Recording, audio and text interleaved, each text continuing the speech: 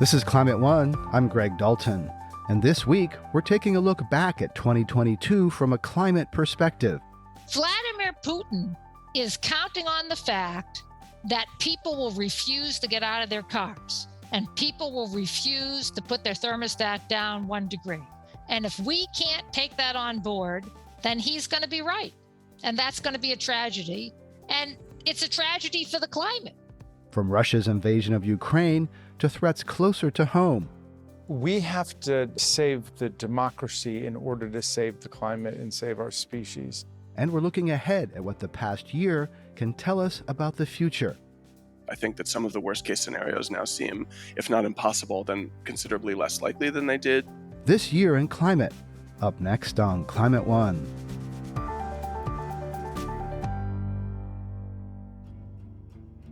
As 2022 comes to a close, producer Ariana Brocious and I are taking a look back at the past year, the highs and the lows. And what a year it's been. This year's Atlantic hurricane season was one of the costliest on record. Hurricane Ian alone caused an estimated $67 billion in damages and killed around 150 people. According to the New York Times, the total cost of hurricanes has gone up 11-fold since the 1980s, and that's adjusted for inflation. Yeah, and those are costs that affect all of us, even when it's not our own home that's destroyed. There also was good climate news this year. The Inflation Reduction Act is the biggest investment in clean energy this country has ever made. It offers carrots to companies and individuals to electrify everything and signals a big shift from passing climate policy to implementing it. Yeah, we're going to be seeing the ripple effects of the IRA for many years to come. It's really exciting. But the biggest international energy story of the year was Russia's invasion of Ukraine, which has weaponized methane gas supplies, disrupted global energy markets, and threatened a nuclear disaster. This summer, you spoke with Roman Zinchenko. He's co-founder of Greencubator, an organization focused on building a green economy in Ukraine and Eastern Europe. He spoke to you from Kyiv about his daily life and what it feels like to be working in the middle of an ongoing war. I'm lucky that all the lives in our family, everybody's fine. We have no properties destroyed. We do have the friends serving in the army now. We do have the friends and partners who were either wounded or killed during the fights, and we are getting the information firsthand, and that's eye-opening. First it's shocking, then, like, from my perspective, from my experience, it's a kind of tremor and maybe panic, and then you're starting to act, because in my case the practical action is something you can use to calm the fear, to calm the uncertainty. So we saw millions of people leaving the country. We helped many of them. Well, one of our projects was building a shelter for the mothers with kids in Lviv that were going overseas. And also we have a different front, which is the front of economy, the front of business, the front of education, where we are serving. We lost a lot of brilliant people. We lost a lot of our heritage. We lost a lot of our economy. On the other hand, it shows how adaptable we are and how we are able to reinvent the way of living under tough situation. How do you compare adapting to war to adapting to climate change, those things that operate on different timescales and have a different human face? I think there is a real danger in terms of climate change that it's not so visible. You can't hear in the morning that the rockets are hitting your city. Yeah, so with the climate change, sure, there are some wildfires in the forests, but the danger of the climate change, it comes slowly and it creeps in until someday you just see that your land is no longer fertile without irrigation, and you just cannot ensure irrigation on this land because the water levels in the rivers were lost. So the war is loud. The climate change, not always. How is the war connected with climate, and how does Russia view renewable energy? Well, there is a very interesting document of the Russian national security strategy, which directly quotes the proliferation of renewable energy, new energy sources, and energy efficiency as a direct threat to the Russian national security.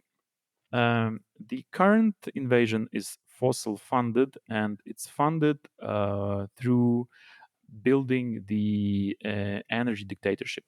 We are paying the big price, the tragic price for the world to see that, to witness that, to understand that. We are paying the price of the thousands and thousands of lives lost and cities and villages razed from the earth. But still, we are holding. We're a resilient country. We have resilient communities, and I think that this period would be also a huge push towards the new opportunities for Ukraine as the player in the energy field, as the player in sustainability field, and as a player also in the business field. That's really amazing to hear his hope and optimism, especially in the face of what they have been going through this year. It's so powerful to hear him talk about war as loud and climate as this stealth threat that sneaks in and creeps in until one day it explodes. That's really powerful. And then to hear him say that, and then his optimism and resilience and dedication to changing the energy equation in Ukraine and beyond. Yeah, it's great to hear these kinds of voices. It does give you hope, right? Boy, if they can confront those sorts of things, we can certainly do it here. You also spoke with Amy Myers-Jaffe, director of NYU's Energy, Climate Justice, and Sustainability Lab, about the global implications of Russia's invasion. Many of us understood the climate emergency, but for those who were not on board with the speed and pace of change we needed from the climate emergency, many of those citizens are now understanding that this high dependence on Russian oil or oil from other countries that might be inimical to Western democracy, that this is a problem. And of course, the big solution to that problem is to move off of fossil fuels and to other sources of energy that are domestically produced, like solar and wind. So we know where we want to go. It's just a question of the speed at which we can do it. We're in a war. We can feel like that war is far away and doesn't involve us. But because we're participating through financial sanctions in supporting our allies in Europe, that means that we are involved in the transaction of trying to stop the further military activities of Russia. And that involvement means we need to reduce how much oil is used in the world, and we need to come up with replacement supplies for the oil we cannot reduce in the short term. And certainly during World War II, people rallied around the rationing of gas. People bonded, felt patriotic, that common sense of purpose. And I think that you're right. We're horrified by what we're seeing, these bombings in Ukraine. Not sure it's felt yet to that level. It hasn't sunk into people that you can make a donation to the Red Cross, but you could also get out of your car, and that would also contribute to helping Ukrainians and the whole process. I mean, when you think about the climate emergency and you think about wanting to support democracy in Europe, the action is the same. You need to use less fuel. You need to not use oil when you can. You need to think about ways to reduce your carbon footprint, which are also ways that are going to reduce the amount of money going to Russia. All of those things are the same. And we're waiting for someone to do it outside. And we can do it ourselves. Listen, Vladimir Putin is counting on the fact that people will refuse to get out of their cars and people will refuse to put their thermostat down 1 degree. He is counting on that for the money to fund his war machine. And if we can't take that on board, then he's going to be right. And that's going to be a tragedy. And it's a tragedy for the climate. And it's still an open question whether the war in Ukraine will ultimately accelerate Europe's transition to renewable energy or lock in dependence on fossil fuels for even longer. But according to a recent report from the International Energy Agency, renewables are poised to overtake coal as the largest source of electricity generation globally by early 2025, and that's driven in large part by this war and the global energy crisis. And there's more good news. California finalized laws requiring that starting in 2035, only zero-emission cars can be sold in the state. Washington and New York quickly followed suit. And one more piece of good news. The U.S. Senate ratified the Kigali Amendment to the Montreal Protocol. And I got some strong feelings about this one. Maybe it's because I'm a climate nerd. This got surprisingly little press coverage, but it has huge implications for the climate.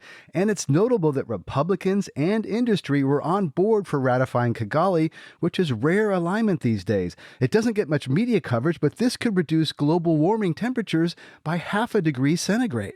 Right. So just to explain, back in the 1980s, nations of the world agreed to the Montreal Protocol. This was a big international treaty that banned the production and sale of chlorofluorocarbons, or CFCs, which were destroying the Earth's protective ozone layer.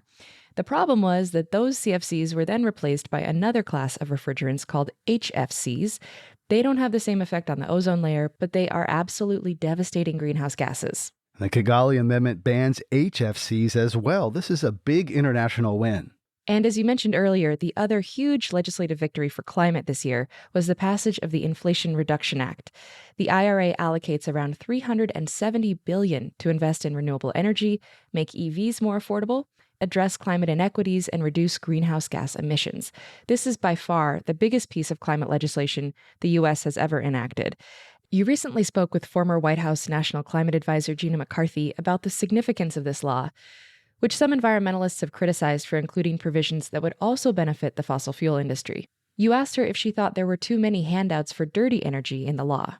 No, actually, I thought it was really well done. It was nowhere near balanced, Greg. I mean, that whole bill is, by estimation, going to reduce a gigaton of greenhouse gases and get us on its own to 41 to 42%. And if you combine that with regulations that EPA has already announced and is going to move forward with, it'll allow us to achieve a 50% reduction, by 2030 And off of greenhouse that gas 2005 emissions. baseline. Yeah. Right. And so, no, there are very few fossil incentives directly in the bill. Now, I understand that there are folks that are really concerned about some of the oil and gas drilling that is in this second part of the discussion and commitment. But really, I think we have to recognize a couple of things, that this is the most historic step forward by far, 3 to 4 times the level of anything we've ever accomplished before. And we know that fossil fuels have to be shifted over and clean energy has to be the future for us. But we also know that that's not going to be tomorrow.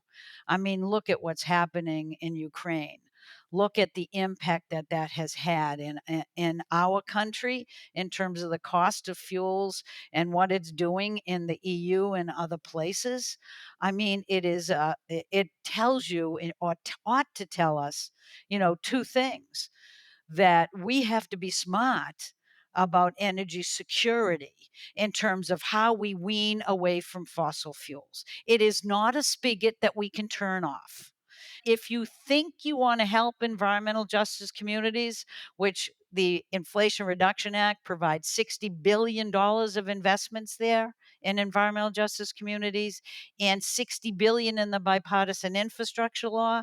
If you want to join with me and others who care dearly about environmental justice, then think about how we can get there in a way that does save families money, in a way that does allow us to invest in our future and be more energy secure.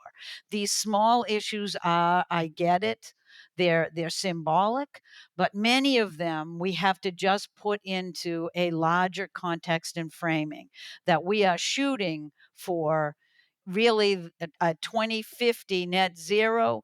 I would rather get there in 2035 but I will understand that I can't get there by 2030. It's just the way it is. Coming up, how do we bridge political and ideological divides? You don't show up, especially on someone's doorstep, on their porch, in their kitchen, and say, hey, you want to argue about abortion with me? You show up and you say, hey, I'd love to get to know you, find out where our common ground is, and let's see if we can build a relationship from there. That's up next.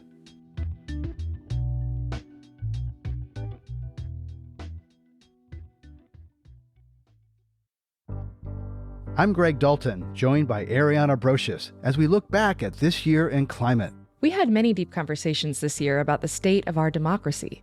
We have to save the democracy in order to save the climate and save our species. That's Congressman Jamie Raskin. As a former constitutional law professor, he's thought a lot about the connections between an informed citizenry and a robust democracy. As Russia's war against Ukraine grinds on, funded by its fossil fuel exports, Raskin says democratic governments around the world need to unite.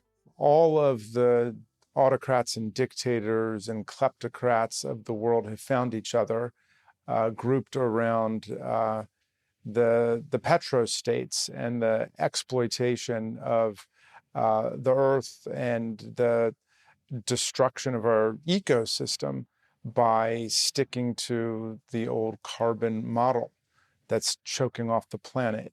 And so the democratic movements and peoples and governments of the world have got to get together to defend democratic institutions and democratic processes. So the vast majority interest of the people on Earth can be vindicated in making the break from the carbon kings and the carbon dictators. The struggle for democracy is the struggle for the truth and for science and to save us from climate disaster. Jamie Raskin's son, Tommy, died by suicide in late 2020. Congressman Raskin has written about how that personal pain, combined with a January 6th violent attempt to overturn the presidential election, galvanized him to defend truth and democracy. I asked him how that has also affected his thinking about the climate emergency. I mean, the young people are pretty panic-stricken about climate change and what's taking place. And I know that from my own kids and their friends, and I know it from the young people that I meet every day. My son, Tommy, wanted a lot more from democracy and not a lot less from it, and had high hopes and expectations for what could be done. And he, of course, lost his life to depression. But I think that for me, the struggle to defend the truth is a precondition for defending our democracy. And the struggle to defend our democracy is a precondition for taking the effective action that needs to be taken in order to meet the climate crisis in a serious way, and turn it around. And this should be a moment where democracy is secured and released and emancipated in every country on Earth, and the democratic peoples of the world get together to confront climate change. Some people don't talk about climate change because they think it is depressing. How do you navigate that in your own life, talking about it? Because it's seen as a downer sometimes or scary. People don't know what to do about it. And I think that that's been true of all of our great challenges. I mean, there was literally a rule in Congress that you couldn't mention the word slavery for decades. I mean, you could be thrown off of the floor for introducing a bill about slavery or mentioning it in debate. And there are people who don't like to talk about wars. There are people today, I've got colleagues who are lying about Vladimir Putin and his filthy, bloody war of atrocities against the Ukrainian people. So there's a lot of lying going on out there. There's a lot of propaganda. There's a lot of disinformation. That too turns people off. I just tell people two things when they say that they're burning out or it's too overwhelming. And I say, one, that you're not on a solo journey here. We're all in this together. And so if you're feeling burned out and you need to take the weekend off, then take the weekend off, and other people will stand in your place in the climate movement, in the movement to defend democracy. And then when somebody else gets tired for the weekend, you'll be there for them. So it's a collective enterprise we're in. But the other thing is, never forget that Vladimir Putin and Donald Trump and Steve Bannon and Cambridge Analytica set out in the 2016 election to depress the hell out of everybody and to demoralize everyone, because at the same time that they were trying to depress and demoralize young people, they were out looking for people who fit what they called the devil's triad of psychopathy, narcissism, and Machiavellianism. In case that psychological profile sounds familiar to you, that basically was the sector of society that was empowered and uplifted during the Trump administration. Yeah, they've weaponized the behavioral science with those technological tools. So my last question for you, Congressman, is with a burning democracy and a burning climate, how do you as a person and we as a country hold and confront both emergencies in an integrated way? Well, with a burning passion to defend our country and to defend the survival of our species. And I don't think that's hyperbole. I mean, if we had bigger brains, if we were smarter as an animal, humans would be working on nothing other than climate change at this point. But because of the Trumpist movement and the authoritarian thug Vladimir Putin and all of their allies around the world, were dragged back into a basic struggle between constitutional democracy and human rights versus authoritarianism. And so the democratic governments and movements have got to win that struggle and move on to make the profound policy changes we need in order to defeat climate change next. And really, I think we should be asking, how do we save our democracy? While the November elections did go relatively smoothly, the country seems more divided than ever. We certainly are. In fact, new polling from the Pew Research Center shows how the United States is more polarized than other industrialized democracies. Confronting the climate crisis requires long-term commitment, and in the political realm, that means support from both parties. Anand Giridharadas is a journalist, political analyst, and author. His latest book, The Persuaders at the Front Lines of the Fight for Hearts, Minds, and Democracy, explores how the tactics of persuasion can help strengthen democracy and foster positive societal change. I talked to him about the rare people who can simultaneously stand for something and not put other people off. This is not a book about how can we all get along better, how can we heal. It is a book about how do we save the country from very real threats, whether it's climate, internal fracturing, democratic decay, disgusting wealth inequality that has, made the American dream something that only exists outside of the United States, and so forth. But what I'm interested in is how do we grow the support for those ideas and not write people off preemptively as being unaddressable, uninterested, stuck in their ways, never going to come around. How do we actually champion ideas like universal health care, or ideas like everyone voting and having those votes protected, or ideas close to your heart around how do we defend the planet from the threat of it being uninhabitable? How do we do those things in a way that is through joyful, magnanimous, fiery movements that don't just feel dour, right? And we should talk in climate in particular. I think there's been this problem of movements that are better at being right than they are at being sticky. The biggest problem with regard to climate on this topic of persuasion is the movement has been right on the facts, right on the warnings, right on the what needs to be done, right on the urgency, right on the shaming of politicians, right. I think somewhere down the line, no one got the memo to make sure that we are building a movement that is more fun, more life-giving, more purpose-giving, more educative, more welcoming to be part of. And what I want is for more of the righteous causes in this country and around the world to think about Are we reaching people? Are we connecting to people emotionally and psychologically? Are we building that bigger we? Or are we just simply too complacent in the fact that our facts and our policies are correct?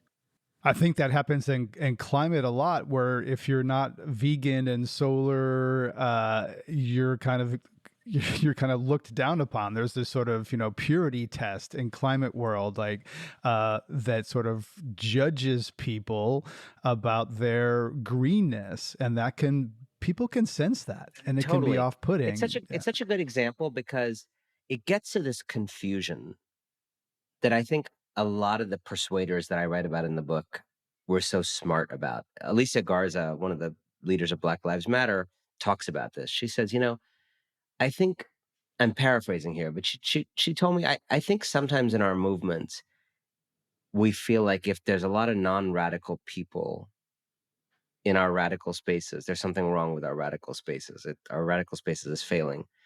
And she was kind of like, what I'm here to say is, if there's non-radical people in your radical space, that's when your movement is succeeding, right? You're growing and recruiting. Correct. And you're now reaching people who don't share all the ideals, but they still want to be in there anyway. So if you got meat eaters in your climate movement, that means your movement is now reaching people who don't share all your convictions, who don't share everything, but they're there for, they still like something about what you're saying. You probably even alienated them sometimes with some of your vegan stuff, but they're still there. Why are they there? That's interesting. Why are they showing up? You've created something in them that they still want to be there in spite of the barrier. Hallelujah. Congratulations. Now you got a movement. Welcome. Yeah, welcome. She also says, Alicia Garza also says that you quote her as saying, the right deeply understands people. The left gets hung up on facts and figures and trying to change people's minds. So I was curious about how you can welcome someone while also still being a persuader. I think there's broadly two approaches in politics you see right now along the lines of what she's describing. What I think predominates on the left is you start with the wares that you're trying to sell. I'm trying to sell you climate legislation. I'm trying to sell you democracy legislation. I'm trying to sell you advanced manufacturing legislation. I'm trying to sell you infrastructure legislation. And you, the voter, may be standing over there being like, I'm really concerned about rising prices. I feel my neighborhood is unsafe. And I feel like the broad approach of the left is like, no. You're overblowing this inflation. It's fine. It's just the war in Ukraine. Like, you're overblowing the inflation. This crime thing is not real. The stats, if you actually run the regression another way, it's not actually more unsafe. What you're feeling is not real, right? And people are like, I don't know. I saw 2 people got shot outside my street. I kind of don't like that. It's like, no. If you actually compare it year on year, adjusted for population growth, you're totally safe. We've got white papers that say da. So many white papers. And like, inflation, like, my family can't afford anything anymore. Yeah, but like, it's Putin. It's like Putin did that, And then, by the way, we got these trucks delivering some wares. Would you like to reorganize the entire economy to fight climate change? Like, I'm really concerned about like inflation and crime. Like, climate is so important. Like, that's actually the issue that matters right now. And what about infrastructure? I'd love to build some infrastructure. Like, yeah, I can't afford my house. Like, yeah, but we need infrastructure, and it's not that these policies are not the right policies, because as you know, they actually do address a lot of these issues, and they do save you money in different ways, and they do create jobs that will help you afford your house, right? But I just feel like, very broadly speaking, the posture of the left is like, yeah. I know you feel that stuff's important, but let me explain to you why, in fact, this other stuff is more important, or is like primary. Like, if you don't care about the stuff we care about, then the stuff you're worried about like won't happen. That's often the argument. Okay, now pivot to the right. The right starts with, what's going on with you? What's happening with you, Greg? What are you anxious about? What are you afraid about?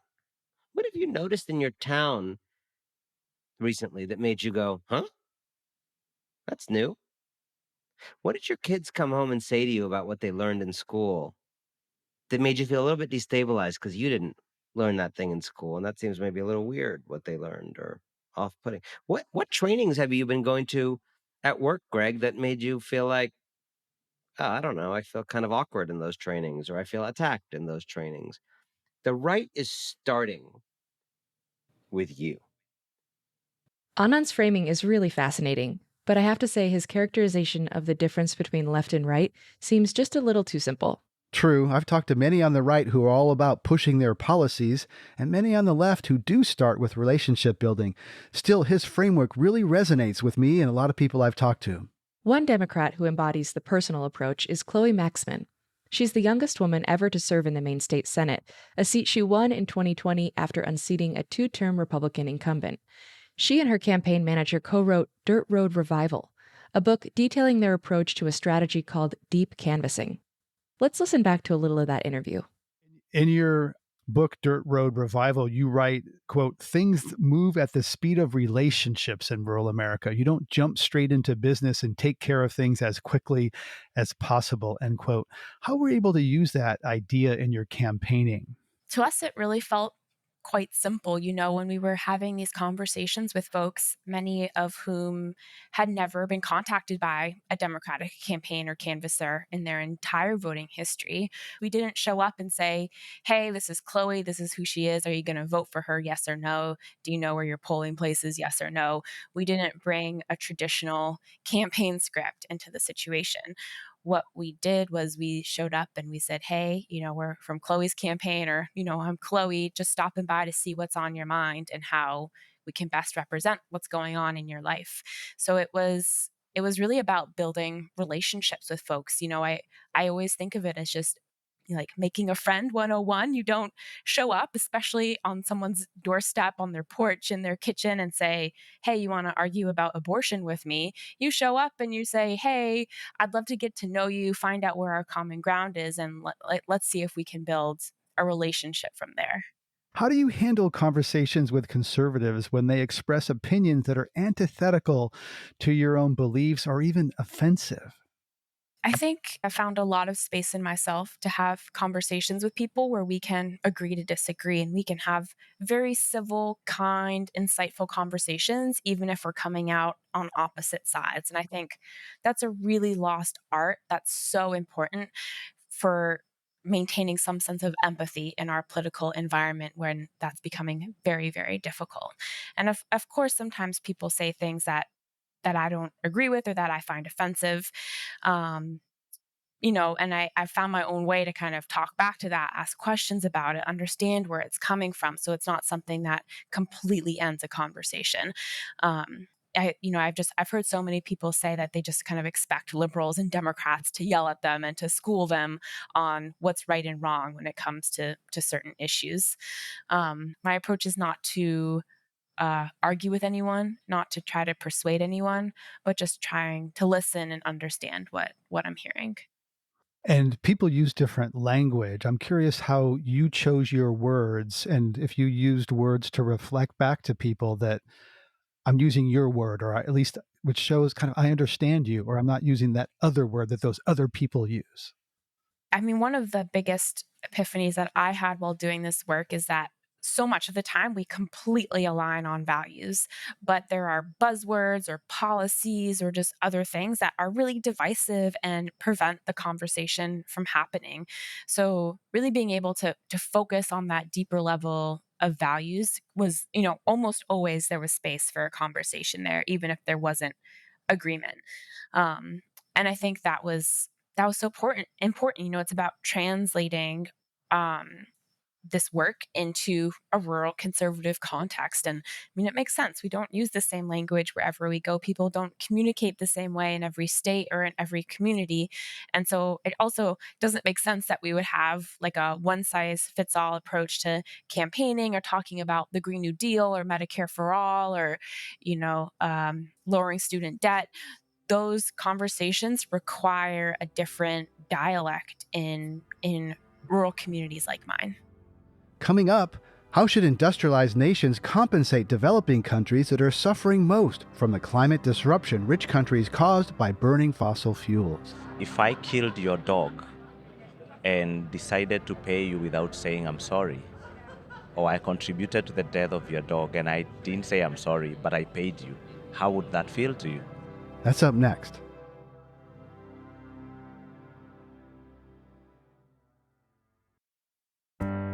This is Climate One. I'm Greg Dalton, and today I'm joined by our producer Ariana Brocious as we review the top climate stories of 2022. It's pretty hard to capture everything we've talked about over the course of the year. We've explored politics, science, coping with climate anxiety through music, and we talked a lot about solutions.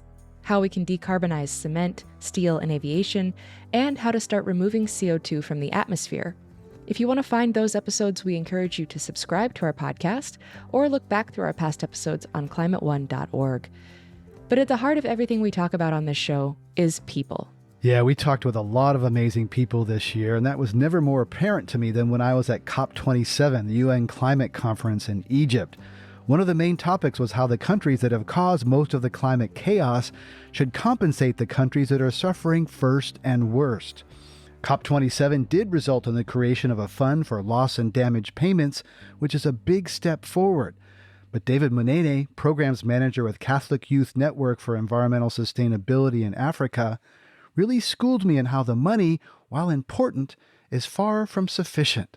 Before we get to the quantifiable aspects of loss and damage, for me, loss and damage as a Kenyan means loss of heritage, it means loss of culture, it means loss of spiritual values, for example, shrines and trees that we consider to be important to our cultures, our spirituality, and our way of life. It is the loss of connectedness with our land. It implies the loss of lives. It means unproductivity of the land to which we are connected from birth. We walk on it, and to death we return to the same land. When it comes to the hope, the theft, loss and damage steals away from us the hope that tomorrow is assured and it's going to be there, it's going to be better.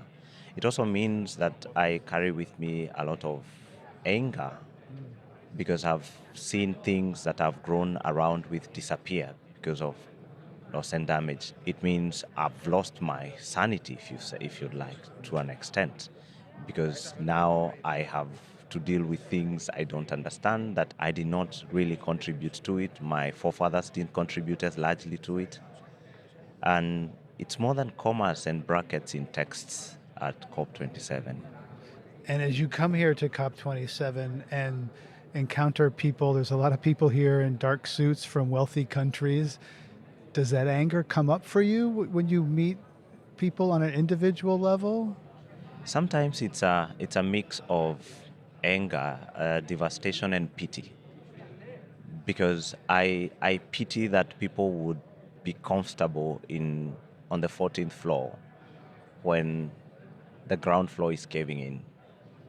I pity them because they don't seem to want to look down where their high horse is going to crumble into. Because if, for example, Africa collapses, we are the lungs together with the Amazon, the lungs of the world, and we are crumbling together because of this.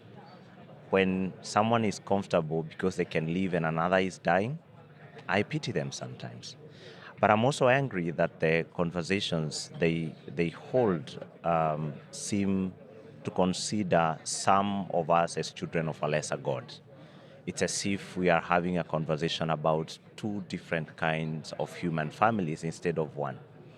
If someone is losing their culture, their heritage, they are losing their connectedness with their ancestors, they are losing the hope for tomorrow, I would be deeply concerned. Yeah, many people in wealthy industrialized countries don't have those connections with place or ancestors. We've already lost that, and I'm feeling guilt as I'm hearing this. That's quite moving to hear you say this. You know, I mean, as an American, my carbon emissions have hurt you and your country. I know that was not my intention, but I know if it's meaningful to say I'm sorry. Like, I don't know what to do with that. I wish the opening of the inclusion of the agenda on loss and damage in this COP27 didn't come with that disturbing tagline of um, compensation is not admission of liability. Because if I killed your dog and decided to pay you without saying I'm sorry, or I contributed to the death of your dog and I didn't say I'm sorry, but I paid you, how would that feel to you? It would feel inadequate. So are you saying that money is important for loss and damage, and words and feelings and intention and apology are also desired and needed? I think they are more important, especially to the indigenous communities. Apology is more important than money. I think because when that money comes now, it will be backed up by good intention. Right now, it will be money because either A, we can afford it, or two, we want to just forget about what we have done, bury this under the carpet. However, I understand that introducing the conversation about qualifying loss and damage would even derail the small steps that we have already made to include issues of now finance. So I'm not saying that we should stop talking about finance for loss and damage. I'm just saying this should not be the end. I pity the people that would be comfortable on the 14th floor when the ground floor is caving in. That line has resonated with me so much after hearing this conversation. How do you feel, Greg, listening back to it a couple months later? I got chills listening to that a month later. That interview changed me. Standing there looking deeply into his eyes on the continent of Africa, I sobbed afterwards after that interview, and it's really, really powerful. Children of a lesser God, we know what we're doing, and we don't want to look at that. And his graciousness and forgiveness and his balance of rage and acceptance was really powerful. Yeah. And, you made the point in the interview about how most Americans have already lost that deep connection to ancestral land. That resonated with me, and similarly in the interview we did with Samoan journalist Lengipoeva Sherelle Jackson. For those of us who've only been in a place for a generation or two, the loss of that connection is really hard to fathom, and it's important for us to hear it. I agree. Let's listen again to Lengipoeva Sherelle Jackson. In the birth story of a Samoan, the afterbirth is buried on your land, marking where you stay, and this is your ancestral land. And then the umbilical cord of the baby, once it drops off, is also buried on the land, usually with a tree.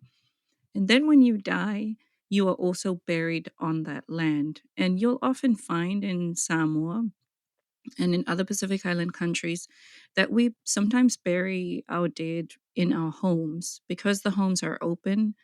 You'll see like graves within the front porch of the house because we're still related. We're still very much a part of the family, whether or not you've died 100 years ago, 50 years ago, or yesterday. Now, where this becomes a climate story is that for atoll nations such as Marshall Islands, Kiribati, Tuvalu, Tokelau, when they are forced to leave because there will be no more land or it's fully submerged or it's no longer inhabitable, you cannot just up and leave a piece of land as you would, say, in the States, in the US, where you're like, okay, I have an apartment here, I own a home, I can go buy a home somewhere else. No, this is something that your ancestors grew up in. You're born into this land. Your children, your children's children are supposed to be on this land forever, irrespective of where you go in the world. For my children, they will always have land in my home village, our ancestral land that we will always go back to. Like infinity and beyond. Like it's always going to be there. So to then say to a Pacific Islander, this is no longer yours because the ocean has taken over, that's essentially saying cutting off. It's almost saying you're cutting off the rest of their lineage. And lineage is very much a part of our, of our upbringing. I've interviewed communities in Fiji who their whole villages were wiped out by Cyclone Winston in 2016. And they're like, yeah, we're going to rebuild right here. When it comes to islands and you don't have any other choice of location, you rebuild there because culturally that's where you are and where you will always be, it's almost in a sense, it's not even a choice. You just stay. I mean, what an impossible situation to be faced with. And she says, it's not even a choice, you just stay. But how can you stay if your land is now underwater? I don't know. It's indeed an impossible choice. It seems like unlucky geography is partly to blame. According to a recent IPCC report, people in climate vulnerable countries are 15 times more at risk than developed countries. Bangladesh is 15 times more vulnerable than the Netherlands. But when I raised this question with Wanjira Mathai, Regional Director for Africa and Vice President of the World Resources Institute, she said the evidence doesn't support that conclusion. It's really about inequality. Well, Greg, actually, it is not geography because Bangladesh should not have as much damage as the Netherlands, because the Netherlands is more exposed per capita to sea level rise. But we know that in Bangladesh, given the same situation, Bangladeshis will be 15 times more affected. So it has nothing to do with geography. It has everything to do with prosperity, because you build the sort of technologies, we know how brilliant the Netherlands are about protecting themselves from sea level rise, the sort of research technology that goes into protecting themselves. This is not the case for Bangladesh, and so it is a difference in prosperity as well. And these developing countries are often characterized as climate victims. What do you think of that frame? You framed this as very much of a moral responsibility, but how about that frame of being victims? I don't like the frame of victims because I think it it immobilizes people. I think the communities that are impacted by climate change are disproportionately impacted, and they're doing everything they can. I think the image of victim makes it look like they're sitting there waiting. They're not. People are working very hard to think about ways that they can protect their populations, protect their countries, especially you look at the island states, Marshall Islands and others, but they need the solidarity of the rest of the world because this is not a problem that they created. Absolutely, they need that solidarity. You say that the climate conversation is intellectual and it should shift to more of an emotional one. Talk about that, how people talk about climate kind of up in their head with lots of facts and charts and figures, and should be more of from a different heart-centered place. Right, and I do too. I mean, I know all the science, I read it, I'm charged by it, I feel like I'm motivated by a lot of these facts, but it just seems to be, if you look at the very fundamental one, that 80% of the G20 is responsible for global emissions. We are headed like a speed train in the wrong direction. We have 8 years, maybe even 7, to arrest catastrophic climate change. Think about that for a minute. We have to do it in the next 7 years. It doesn't seem like we're in a hurry when you look out into the horizon and see how we are addressing issues of new oil wells or new drilling, especially in the countries whose carbon budgets just don't allow for them to go in that direction. And the science has gotten better. The science has gotten tighter. Why are we not moving with more urgency?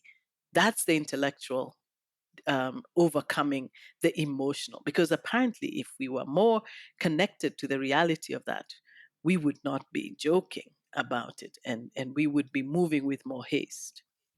Right.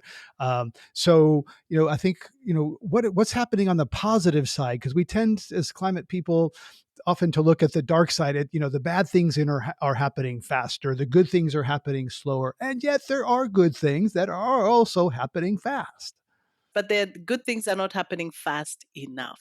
And that's the difference. I think unfortunately, we need to move faster. We've caused untold damage. We've caused with the way we've developed. And I think we have to move fast, but with justice, to acknowledge that there are people who haven't been responsible for this and who must be lifted out of poverty, because you cannot adapt to climate change when you're at a certain level of poverty. When you're on the cliff, you're on the cliff, even if you have all the best dikes. I mean, it is literally an issue of prosperity as well. And that's why the development agenda for vulnerable countries is so important. The poorest of the poor cannot be allowed to continue. You can't adapt against that. That's just impossible. Greg, you've been covering climate for 15 years now, and I hear in your questions a real desire to hear some good news. Well, of course, we need that and we want that. I hear UN Secretary General Antonio Guterres speaking at COP27, and it's kind of a downer, even when he refers to AC/DC. We are in the fight of our lives, and we are losing. Greenhouse gas emissions keep growing. Global temperatures keep rising. And our planet is fast approaching tipping points that will make climate chaos irreversible. We are on a highway to climate hell with our foot still on the accelerator. And there is good news, even if the good news is that things aren't as bad as we thought it would be. Right. Here's what David Wallace Wells, author of The Uninhabitable Earth, told you earlier this year.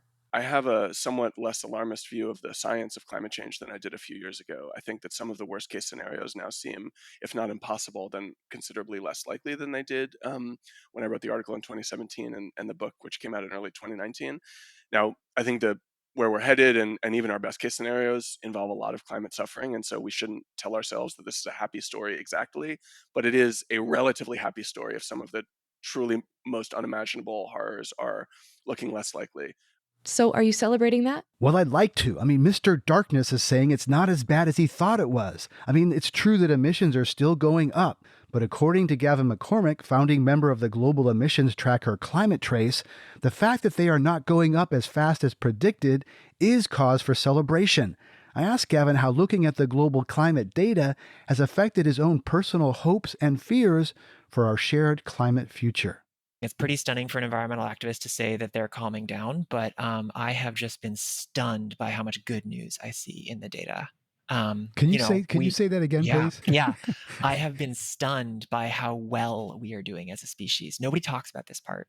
So one of my favorite analyses, for example, is I looked at how much our country's emissions increasing each year. And what I'm seeing in the Climate Trace data is that the rate of increase is shrinking so fast, we are getting real close to flatlining here. And I'm seeing that it's happening in every industry in every country. We aren't seeing a story that some people had believed that it's only the global north reducing emissions or something like this. And I'm seeing really a large number of cases where there's a concrete, simple action you could take that would reduce a lot of emissions without anybody having to lose their fortune or anything like that. And I'm becoming much more hopeful that we have underestimated how easy it is to make progress on climate change. So, Greg, what was your reaction when you heard that? I wanted him to say it again. I want to replay it on a loop to give everyone a little pick-me-up. The Climate Trace data he's talking about looks at the largest 72,000 individual sources of emissions on the planet. And one fact that really stood out to me was that 1% of facilities emit 14% of global emissions. That kind of transparency can provide levers for accelerated progress. And you, Ariana, what was your reaction? Well, of course, I also want to believe we're making progress. As several of our guests told us this year, good things are happening, just not fast enough. So both things are true, and we need to celebrate the successes and keep up the pressure for even more. I think that's the key, is to look at the light and the darkness and balance them both and go forward holding both of those things. On this Climate One, we've been talking about the year in climate. Climate One's empowering conversations connect all aspects of the climate emergency. There were so many good episodes from 2022, we couldn't review them all here. You can find all of our shows on our podcast feed or at climateone.org. Talking about climate can be hard. It also can be interesting and moving, just as you heard today. And it's critical to address the transitions we need to make in all parts of society. Please help us get people talking more about climate by giving us a rating or review. You can do it right now on your device. You can also help by sending a link to this episode to a friend. By sharing, you can help people have their own deeper climate conversations. Brad Marshland is our senior producer. Our managing director is Jenny Park. Our producers and audio editors are Ariana Brocious and Austin Colon. Megan Basilia is our production manager. Our team also includes consulting producer Sarah Catherine Coxon. Our music was composed by George Young and arranged by Matt Wilcox. Gloria Duffy is CEO of the Commonwealth Club of California, the nonprofit and nonpartisan forum where our program originates. I'm Greg Dalton.